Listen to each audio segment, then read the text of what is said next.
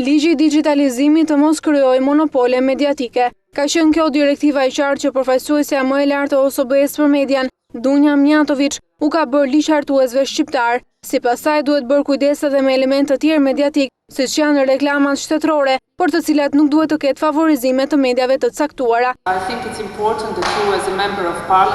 Është e rëndësishme që ju si deputet të garantoni pluralizmin në procesin e digitalizimit të medias, në mënyrë që askush të mos ketë monopolin në këtë shërbim dhe të gjithë zërat të dëgjohen një lloj.